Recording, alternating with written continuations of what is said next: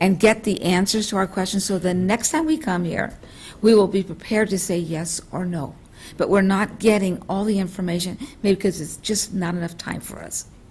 And I think it's very important, before we adopt this, that we understand everything clearly, and that we read the contract and what's going to be entailed here. One thing I would also recommend is that we can also agendize or put out there already 5 months out, a board meeting for us to come in and do a presentation of the results, what we've seen in the implementation, what we've seen as the feedback, and what we see as the data and the trends that we have at that point. So that You mean can make after we sure- sign the contract? If we go with it. If you If go we with go it. with it. But Okay, the well, idea I'm is, not worried if the about that. concern about the 6-month gym membership idea is that, Yeah. that way you for sure to have it agendized, that you can make that decision that night of whether to go forward or not Yeah, with it. yeah, but I'm looking at, Yeah. to make us be able to decide if we're going to Sure. vote on this or not. I So- think that that's an excellent suggestion, and I would, if you would be happy to send me a list of questions, we'd be Okay. happy to investigate them and provide you written answers to those questions prior to bringing this back, so. Thank you. So I think somewhere in here, we sort of segued from the presentation to discussing whether or not we wanted to Yeah, approve so the that's, they're contract. sort of, they're two separate, it's all right. Discussion and then table this. Yeah, so I'm going to make an official motion that we table the question 1.16 of the contracted services, whether or not to approve the contract. I'll second the motion. All those in favor? Aye. All right. Thanks for your presentation, Yes, Mr. thank you. Owen. We'll be in contact. And I'd like to add that that was a great conversation of adding more questions. I forgot your name, sir, that made a public comment, that we talk about it more. But to make sure that we don't lose hindsight of this is that we have to continue to ask these questions because it is district money, taxpayer money. So now we're into So what did business and she- financial procedures, there was, item number 3 was pulled off of the consent agenda. Board resolution. Okay. Ms. So, Roswell. what I just wanted to be sure on this item, are we looking at an entity that already has told us what, I mean, do we know what they're going to be offering us?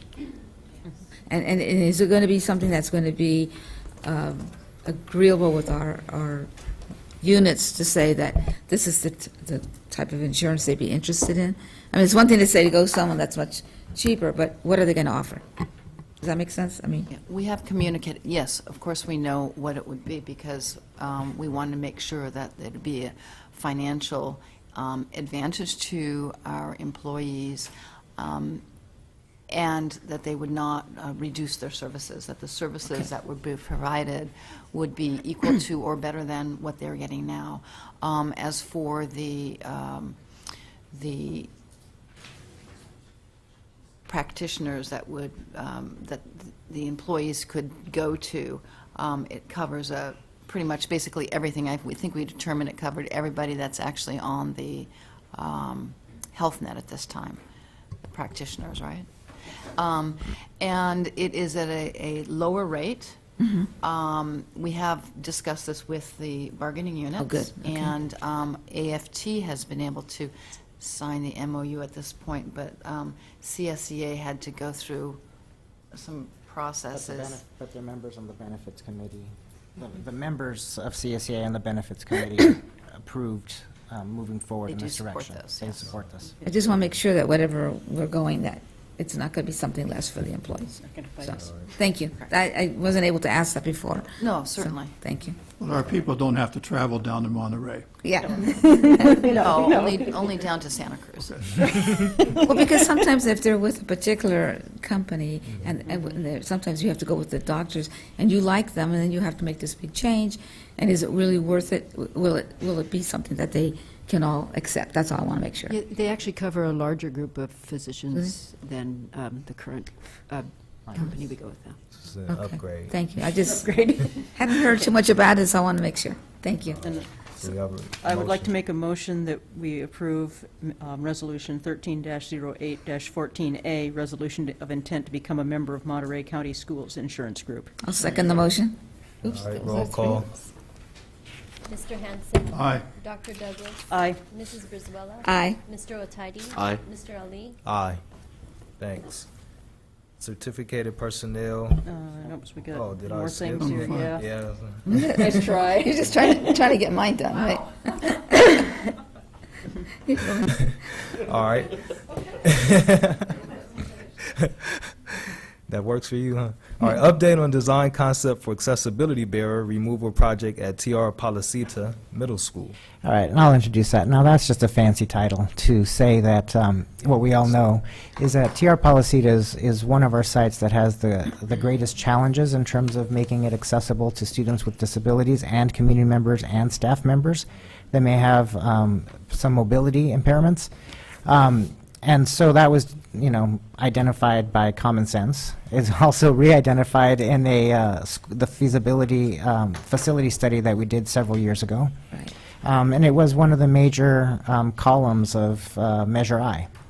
So we've engaged with Deans Lewis McKinley to look at the challenges there, to come up with the possible plan and some different options, explore different options, so that we have some cost comparisons.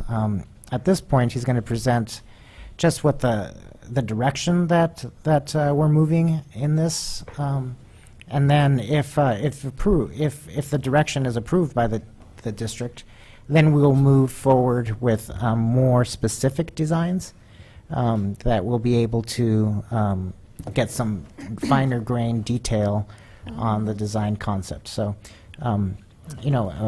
I don't know your last name. I only know you by your first name. So, we like to, here in these settings, we go by last names. So what's your last name? It's Gordon. Gordon. Okay, Mr. Gordon's here to share with you. Thanks. Superintendent Vidalis, I appreciate being here. Distinguished members of the board, members of the community, my name is Wally Gordon, and it's been a while. It's a pleasure to be back, and happy to be here. Unlike when we did Susan B. Anthony, this is a much more complicated process because we're dealing with existing issues, existing students, and existing campus history, and a lot different topography.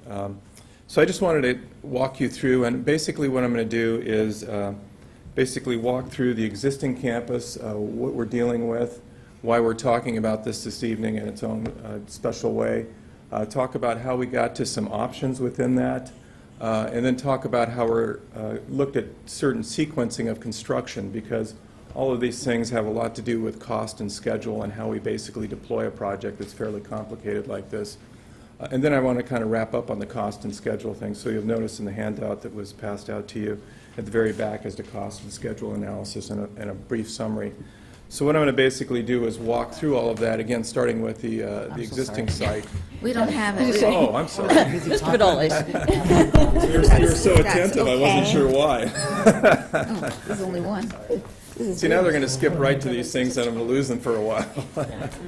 So I'm going to basically go through it all here on the screen. First of all, I think you're familiar with the site. I think this has a pointer, doesn't it? Yes. This is TR Policita School here. And as I referenced before, Susan B. Anthony right here, what I would still call the new gymnasium right here, and Colma Elementary School over here, and obviously East Market Street right through here.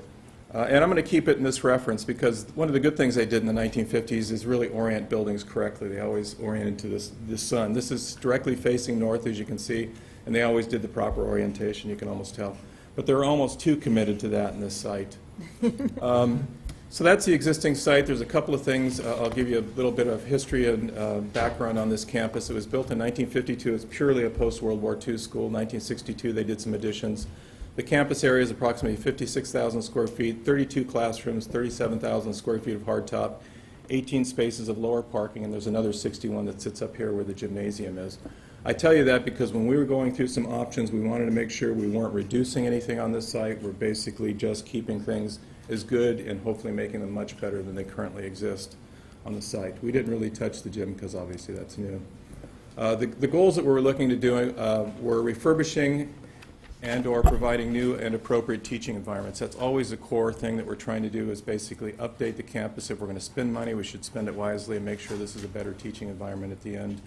The other thing we wanted to do is create a new and inviting front door to the school. As you know from being there and the photograph I showed you, there really isn't a front door, which is, to me, kind of a sin in architecture. And then efficient visitor parking and passenger loading, which is always key. And then one of the things, and it's the main driver on why we're here tonight, is this ADA accessibility, because we're really pinned in, and I'll show you on how we basically have very little room to work, and it's driving all the things. So I'm going to get right into it. This is the existing topography of the school. And as you can see along East Market, we essentially have a 15-foot rise all the way across here. And even more importantly, if you take a look at each one of these wings, these are all basically mean levels above sea level, so they're in proportion to each other. This is dramatic through here. We have an 8-foot rise between this wing here and this wing here, another 8-foot rise between this wing and this wing, another 8-foot rise between here and here, 5-foot rise here to here. And what this does is it creates up the scenario where for us to be legal and meet ADA accessibility, we have this inordinate amount of vertical rise we've got to deal with, both in terms of providing either lifts or ramps or combinations of both. And the other thing I need to let you know, one of the reasons why it really drives the cost, is in the ADA you have to have truly equivalent facilities. So if a person that's able-bodied can walk from this wing to this wing under cover in harsh weather, your ramp, as long as it is, has to have that same canopy. So you're literally building these incredible webs of structure throughout this campus. And just to finish the scenario, I think you already know the gym is up at its own level. So, you know, the backside of Mount San Bruno has not been kind to the site topographically in terms of the ADA. So when we approached this, we sat down with the staff, the principal Brent, and obviously Rick Young and Superintendent Vidalis. And we talked through, and I wanted to come up with just a core concept with how we might approach this. And even if we were designing a new campus, it's no different renovating an existing campus. We want to still meet the core principles. You want to have an area that's essentially a public access area, particularly now where you try to have lockdowns and whatnot. You want to basically funnel people through an entry point, a hardtop area, play area, and then what I would call the private area, the non-public classroom area. So you want to kind of cluster them a little bit. We try to approach it in this sense because this made sense because the hardtop area now could relate to the gym, the other playground areas, whether it be Susan B. Anthony's or this. So you had kind of all your playground area, oops, hit the wrong button, all in the same core. So what you're going to see, and we went through various options to get to what I'm going to cut to the chase on with this plan. We came up with this scheme, essentially. And you can see, and I'll show you another couple of versions here that'll help you. My PowerPoint isn't absolutely the same as your handout, so kind of keep with me here. You can see ghosting in some of the existing facilities, and I'll go through that and explain it a little more. But again, this is a register of how we kind of kept track of making sure we were basically still performing in this campus with classroom count and other things, and essentially that's what this column is showing you. The other thing, and we'll get into it now, is we basically wanted to go through a phasing plan because that's the complexity of not doing a new school but doing a renovation, is how do you get from point A to point Z in this entire process. And we also wanted to study how does that affect cost, okay? So one of the things we want to do is maintain the classroom count, which we have, improve the functional relationships, which we really believe we have, and again, we have a public entry area here where we're talking about building a new multi-purpose room locker facility to replace the old one, and also building new classroom buildings back here to replace some of these. And what that does is it basically takes what would otherwise be relocatable interim housing costs of having to renovate the campus and puts them into new facilities as opposed to facilities that are going to be taken on and taken off again. And that's where some of the offsets and costs come through when we take a look at some of the cost study. The other thing that happened here, I mentioned the 37,000 in hardtop. We actually were able to bump it in this scenario. Now we've got 44,000 square feet of hardtop in this. Instead of 19 parking spaces below, we now have 28. And we also have a nice drop-off passenger loading zone through there, drop-off and pickup that kind of swings through. There's a lot of things I can get real granular in detail. EVA is emergency vehicle access lanes, fire trucks, emergency vehicles. There's a lot of other things we had to consider when we went through this, but we don't have all night, so we'll get through this. We also wanted to improve not just the access and circulation, but the campus image. We think we set this up, so now you have a face to the campus. If we're going to spend the money, we might as well make it look like it was spent properly. And again, one of the core drivers is resolving the ADA deficiencies. I kind of showed you how those topographical issues are a real challenge. This is in the very back of your handout. And I know everything's going to be driven by cost. We'll get to this, but I just wanted to mention it now because I know everybody's going to be chomping at the bit. What are the differences in this? And there's a lot of nuances. And again, we're at a very basic master planning state, and we'll get into a lot of detail in planning and absolute design in future phases. But right now, we need to set the stage for where we really want to go. This is, again, looking from the south towards the north. This is Susan B. Anthony, the new gym, obviously the field over here. And this is the existing campus in the Colma facility over here. And what I'm going to show you is just ghosting in. The yellow is the existing facilities. The terracotta is the new multipurpose room, band room, stage, and admin. And I'll show you a couple of different views so you just kind of get a feel for how we're kind of molding the campus into a different configuration.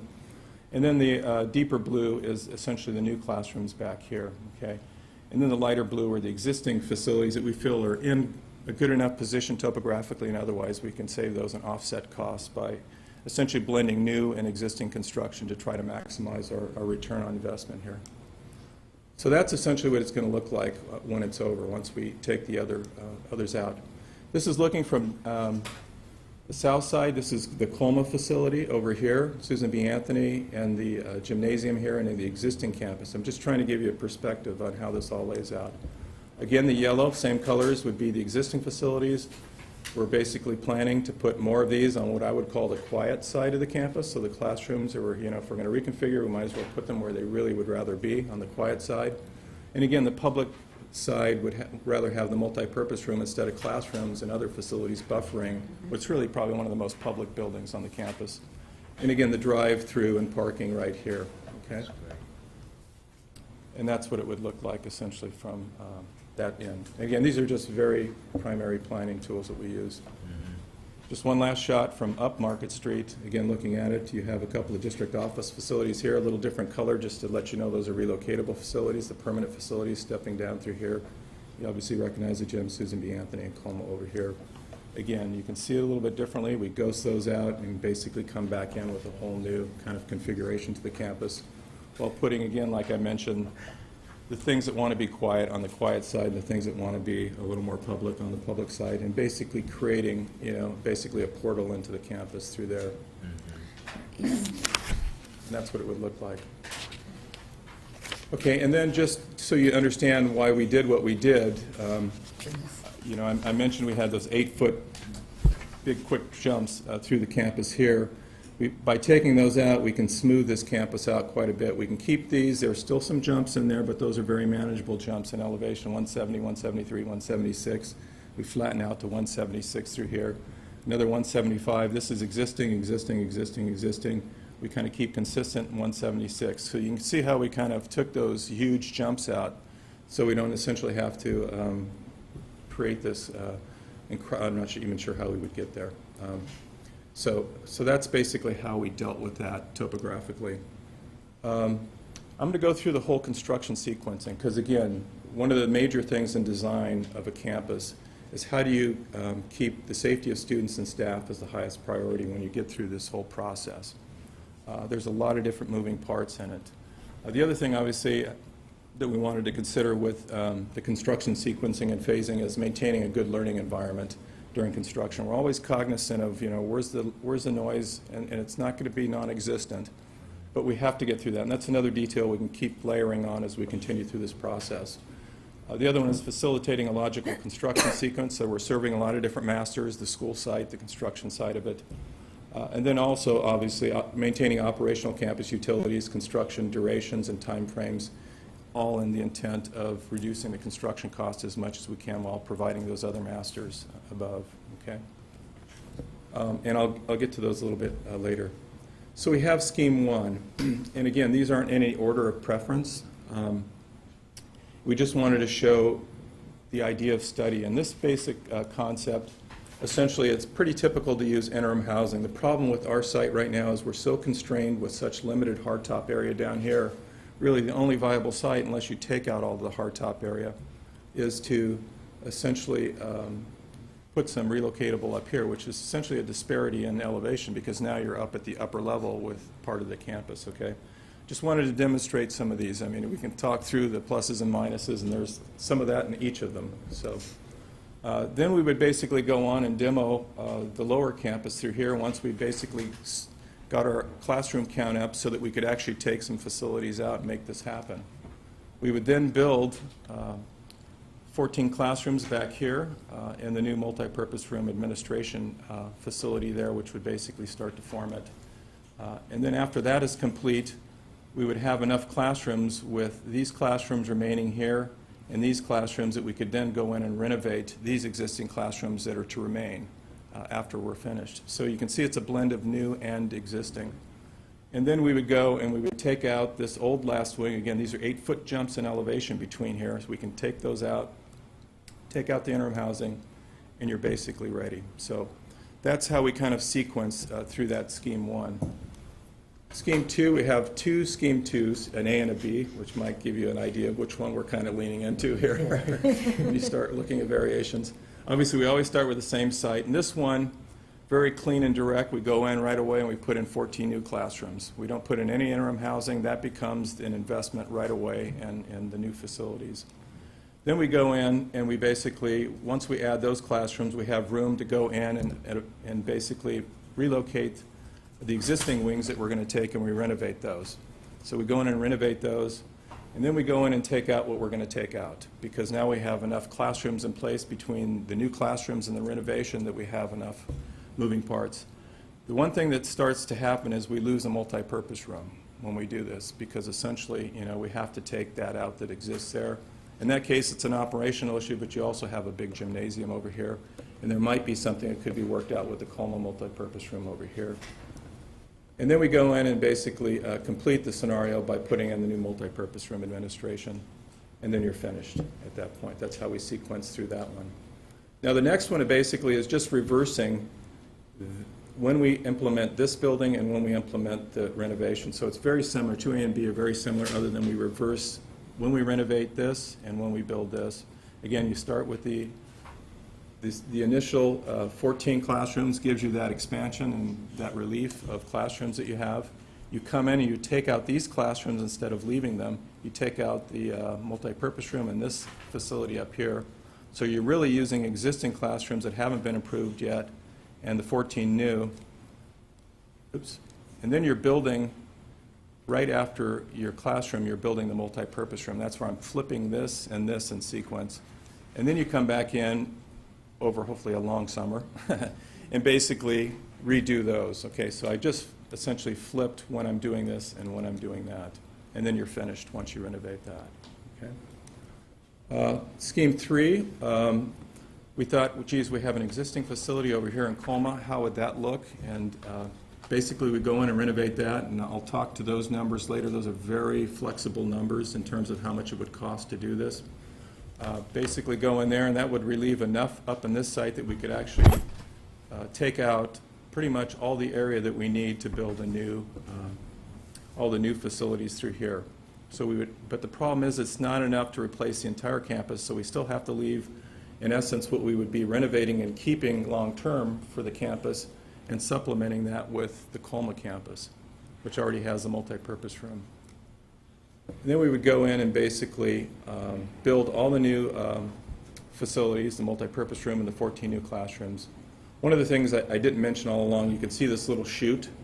We would always have to have a construction chute that kind of bifurcates the site so that students coming from the campus here could still have access to the upper fields area and the gym. All these schemes allow for that. And we've done that in schools before, where there's actually a protective barrier where the students actually traverse. So we actually have a split site. Some of these actually you need them, some of them you don't. Okay, so that once we're finished putting in all the new classroom facilities, then we go in and we renovate these while we're still occupied here. So between Colma site and the new classrooms, you have enough to operate Policita. You go in and you renovate basically the existing campus, and then you're finished, and you can basically put this back into service. Obviously, at that point, you've lost your lease money and everything else. So that's another, but that's another option. I was just going to ask that. Yeah, I know you were going to go there, so. But we wanted to study that just because we didn't want to leave too many cards on the table with the potential of the site was, okay? Have you been in conversation with, what is it, Bridgemont? No. No? All right. No. None of these we've really kind of gone beyond. We just want to kind of lay that out. We know there's a lot of other pressures, in all of these decisions.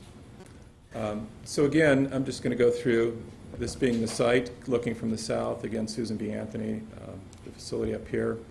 Just recapping, we've got the final scheme is going to be 14 new classrooms here, the multi-purpose room, admin here, and basically taking all that out to end up with that type of a scenario. So really what I want to do is kind of go through with you the numbers that we developed. We worked with an independent cost consultant that we've worked with for many years. Actually, I think they did the numbers for Susan B. Anthony with us at one time. And I remember the scheme. You might want to reference, I think it's starting on page 13 of your handout is really the beginning of it. But really what I'm going to do is kind of talk through what I just presented to you. The one scheme I showed you, which was the interim housing scheme, the very first one, essentially, again, we've got money going out towards interim housing. We've incorporated that. And the bottom line numbers is, I'm giving you two lines there. One is the overall construction cost that's projected. Those are numbers that are projected. All these numbers are projected for a construction start date of June of 2015, essentially. And the reason is we have to always know a start date because inflation affects these numbers, as they always do everything. So that's the best projection we could take for this point. We go from 23.2, and you need to understand the difference between construction numbers and project costs. There's about 30%, on top of that for all the things for bidding, architect fees, engineering fees, inspectors, the state fees, testing and inspection laboratory, bidding. So I want to be comprehensive when I give you numbers so you're not, just basically focused on the construction. So that's essentially using a 30%. Usually, and the rule of thumb is, and it can be over the map at times, but 23.2 is what we projected out for construction. We just add 30% to basically get to the overall project cost, just so you know how that works. The other thing that affected that, and that's one of the reasons why I wanted to go through these scenarios, we talked about construction duration. And the duration is really from when the contractor starts to when the contractor finishes, all phases, okay? And that's one of the reasons why we want to go through these scenarios, because sometimes you can save costs. They're called general conditions. It's the cost of just simply being on the site. And you can see we pretty much had a steady at 24. We got it down, or it ballooned up to 30 at Colma only because, and again, that was a variable, because we were assuming more of a renovation than you might really want to do. And I'm going to speak to that in a second. The one, and two schemes I did not show are 4 and 5 because they're more talking points in terms of discussion. And that's a scenario where, what if we just had the site the entire time? The students could go somewhere else. Actually, when I was a second grader, I was dispersed somewhere else so they could rebuild my school. And it wasn't so bad. But it could be something that the district really is averse to for a lot of different reasons, and we respect that. But we wanted to give you that scenario, just so you could see the impact. 18 months, we pulled back the construction schedule about six months in that scenario, and I would say at best we were thinking we could save maybe $1.5 million over this total construction cost. You can kind of see that a little bit in the numbers. The other one is, the obvious question, what if we just don't put any new buildings in? We just try to basically deal with it. And the problem is the ADA. By the time we put in 8 wheelchair lifts, an elevator, God knows how, I can't remember the magnitude of ramps. I'm not sure we could physically get in all the ramps we needed, and then the canopies. But on top of that, I wanted to be a little bit apples to apples, but we also have to renovate the school on top of that because, in essence, all the other scenarios are renovating the school basically for a long-term learning environment. You can see the numbers really start to balance out. So let me kind of go through them a little more, and I'll give you a little more snippets. And there's a ton of things we can talk about in any one of them. Again, number one, I thought was pretty basic, straightforward, is interim housing scenario. And everything else kind of pans out. I mentioned A and B. Again, it was just the nuance of when we did, how we do the last phase, whether it's renovation as the last phase or the multipurpose admin as the last phase. And might that perhaps be a decision that would be made based a little bit on when timing is happening? Exactly, and that decision doesn't have to be made Right. certainly any time like now. It's just letting you know. And then number 3, again, this is the one I kind of wanted to speak to a little bit, was taking Colma, which, just taking a look at my numbers, it's 6 to 7, maybe a little bit over $7 million could be pulled back if it's really not truly a renovation, because what we wanted to say is if you really wanted to bring Colma up to a renovation standard that we're doing at Policita, but I'm not so sure that's what you want to do, that's probably the order of magnitude. There's going to have to be maybe some cost if you really want to use those classrooms. But there's also another number on top of that, which you already thought of, I'm sure, which is the lost lease money and all the other things that go along with it. And just without doing all the math, I think if you were to basically say, let's just do a reasonable renovation just so we can move into those 15 classrooms, I really think you're looking apples to apples. You're not really gaining anything, you're just losing the lease money, I think, on that property, as opposed to the other sequencing options, basically the one above, 2A and B. Number 4, as I mentioned before, assuming that you just essentially evacuated the site and didn't have to put them in Colma or all the rest, it's about $1.5 million savings, because again, you can squeeze the construction duration, but how you deal with the other students is, you know, a pretty significant issue all in its own right. Yeah.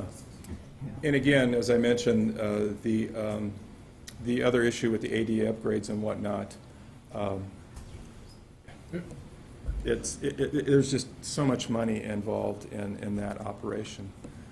And I'm not here to basically promote new buildings, other than the fact that I can't tell you how many times I've done a modernization project and somebody wished after the fact, we wish we just would have stuck with it. So I'm hoping I gave you a reasonable outline scenario of options and how we kind of looked at this site and basically went through all the different scenarios of how we could basically get from point A to point B. And what I think is a pretty reasonable plan for you know, the long term for Policita, both a combination of new and existing facilities and resolving a lot of things that are you know, more than challenging with the topography in the existing facilities. So with that, I'll just open it up for questions. And All right. So that triangular part behind the light blue and up to the multi-use room, that's going to be ramps and lifts? No. This well, in this scheme, this would be the new multi-purpose room in this. So this would all be a hardtop area through there. This would all be new hardtop through there. So would that then be leveled, since, I mean, right Yeah, now, that's yeah, the let me- part that's under those buildings that are all lumpy. Yeah, let me As it were. let me go back to. See, on my Mac, I can just go right back to that. This is the scheme, I think, we can talk about this. Yeah, Right. This, again, these, you can see there's only a foot difference between here, which, you know, in reality is nothing. We can make that work and it'll feel completely flat. 175 to 170, you'll feel a little bit of difference, but there's enough there we can make it work. This is all playground. That's at 44,000 square foot of playground. And you can see we've got this, and again, these will change a little bit as you get more technical with the documentation. 176, 175, 173, 170. This one will still be the lowest building, but that's an existing building we can save. But it's not going to... How would you work it, though? If it's different levels, a little bit different levels, will they be a little bit of a ramp, or? Yeah, there will be a ramp. There will be a ramp from here to here, but it's a very doable ramp. You know, it's one that you can put in and not have to worry about, you know, spending too much money to do. Oh, okay. Actually, Marie, it's that ramp is almost the same ramp that's there now. The first one? Between those wings. Yeah, Between these wings. We have 2 ramps on either side of those wings. right. Both of those almost meet ADA as it is now. Okay. It's from there on up where we were up to 16 feet worth of elevation that will be leveled out. Okay, Yeah. thank you. Just so you know, how I think is when I hear a foot, I think 20 feet of ramp minimum. So when he's talking 16 feet, he's talking over a football field. And that's just an easy one, and that's no canopy, anything else, and that's just that one shot. And then you kind of multiply that, you'll probably end up with several football fields of ramp before you try to resolve all the different directions you're going on the Yeah. campus. But just to answer the question about topography and what we're doing, this would be all hardcore. We haven't laid it out because, again, this is very conceptual. But 176, in relation to all these, you can see we can really pretty much level this site out and make it very usable, which is one of the reasons why we gain all that extra square footage in the hardtop area. It becomes much more like, you know, the one up above at Susan B. Anthony. And again, I think it's the appropriate area. I think the kids have much more of a social Yeah, situation as far as being able to sit here and observe, as opposed to being, I think, a little more, you know, back in the backyard there. So again, like I think it resolves a lot of different things. Other questions? Douglas? That was actually my main question, was I was just wanting a little clarification about that. That's way over half of the bond money. Yeah. That is true. I know, I was going to, Yeah, that is certainly true, and I think if you remember back when we were doing the facility assessment, we did ask for a ballpark figure of what would it take if we were serious about this, and I think it comes in around the ballpark. So when the bond money was being proposed, the budget sort of, at least in my head, sort of included a big chunk to take care of this. And the reason I wanted Mr. Gordon to show us what would it take just to get the school site ADA accessible. We don't do anything else. Let's look at that number, because we're going to have to do that at one anyway. day. Yeah. We're going to have to do that. And as we found out at Garden Village this summer, anytime we make an improvement at the school site, if we want to replace a canopy, like in 2 years because it's falling or has got a hole in it or something like that, they're going to say, you need to make those ADA improvements before we allow you to fix this. And that's what, we found that at one of our school sites this summer, where we wanted to fix something which was a structural deficit because the steel was rusting. The state said you need to make these ADA improvements in order for us to allow you to take care of the structural deficit. And Mr. Gordon was very helpful in helping us facilitate that through DSA and making sure that we promised we would take care of that. Can we still take care of the structural deficit? Before it falls and then over. move forward and promise, we sign something, we'll take care of it eventually, within 6 months. But again, those were plans that we already had, we had budgeted to take care of. We just didn't have the timing now, so we took care of it. We're taking care of it now.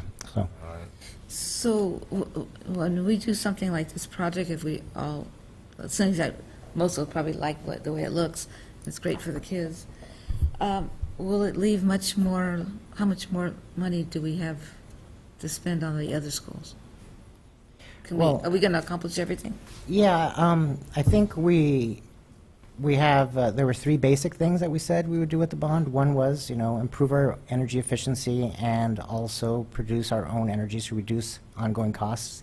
The second thing that I remember being talked a lot about was ADA accessibility. So this being the largest project where that was, we have other instances where we have to take care of that are not as large as this. And then the third one was, upgrading electrical phone safety systems. And I think, between that and the state reimbursement funds, and if the sale of Christopher Columbus goes the way that it appears to be going, there may be opportunities to accomplish everything on that feasibility list the way that we would like to. That would be great. And of course, now the buildings would be 10 years older than when that feasibility study was done, and then it'd be a time to think about, how do we maintain our buildings. So anyway, I think that, the answer to that question, Ms. Brizuela, I don't know if we're going to be able to do something as large at every school site. We will do something at every school site, and this is one of those instances where we've got a sort of a sore thumb, and we have to take care of that sore thumb before we can use our hand. So. Yeah, I think it's wonderful, and it's overdue. But I just want to be sure that it's not, Yeah, all we'll the money is just not there, and then we don't do anything else. All right. Thank you, I appreciate that. Seem like something we have to. I'd like to add, in all construction, as homeowners and taxpayers, an ounce of prevention is a pound of cure. Roofs, things of that sort, especially ADA. ADA is a federal law. We have a chance to fix it where it's early in the economy as prices don't rise and inflation. If we have a chance to do some major renovation, especially in an area that's, I believe has a large working class, that a large immigrant, English learning, we have a chance to create a beacon of hope in this fog city that we have, and guide us towards something. Whenever there's a renovation in a house or anything like that, it makes you feel better. Let's be honest, right? And this is one of those opportunities. I'm glad that we have different options. We have 5 schemes to look at and compare. Of the bond money, I just did some quick calculations of $65 million. Scheme 1 would leave $34.8 million. Scheme 2 would leave $35.4 million. Scheme 3 would leave $26.2 million. Scheme 4 would leave $37.0 million. And Scheme 5 would leave $36.7 million. But we also have to think about how important it is for this area, which hasn't been touched and may have been built wrong for accessibility to all students and all citizens, that this is our chance to do it and really make a huge impact. Preaching to the choir. Yeah, I mean, I think we all agree on That that. amount of money, I sure hope it's a big impact. Well, we could spend that money and make no impact and have a labyrinth of No, we mazes. can't. I mean, and Well, too Mr. smart, Gordon said I hope. some clients have opted for that and later wish they had Really? they had taken an opportunity to do something different. And I think the biggest difference will be not only the new and renovated classrooms, that for sure is one, but the other difference, I think, is the creation of that front Yeah. entry to the school. I like And, that. and it's safety. I don't know if you've been there during dismissal times, but the drop-off and the pickup off of Market Street with the bus coming and the students and then people crossing the street, I think providing that. And then just having that space where this is the front of the school. This is where the secretary is and this is where the principal is. You don't have to wander into the school wondering, where is that? But, I don't see a sign or I can't This happens find at it so easily. many of our It happens, schools. it happens at many of our schools. Well, yeah. But some schools, it's harder than others. Yes, and TRP definitely has a hidden office. Especially because the entries, there are Not multiple obvious. entries to the It's school. multiple. Right. So it's not obvious. Others of our school have pretty much one entry, and if you keep walking, you'll find the front office. Right. Policy, depending on which entry you came in, you could be You could lost wander forever. Yeah, yeah. Anyway, so I If think there it were just- ADA requirements back when it was built, they probably wouldn't have built it. Oh, no, of course not. Well, it wasn't, Built it that way. originally, it wasn't built the way it is now. It was smaller, and they added.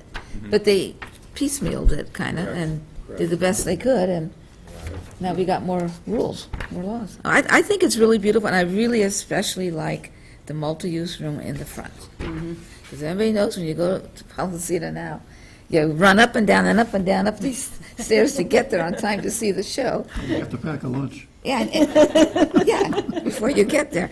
And I think it's really important that the families have a place that they feel welcome when they come in. And I really like that. Well, I personally would like to make a motion that we approve the design concept and authorize the district to move forward with this. Okay. Yeah, and I would say, We ready Kit, for that that? we... With the design my details. My recommendation would be that we pursue Phase 2, I think. Or scheme two. Scheme 2. That would be what my inclination is. To me, makes the least amount of moves for staff. A and- second. Okay. So that a second on scheme 2 or just? A sec, well, let me revise that. Something other than scheme? Plan? Plan two.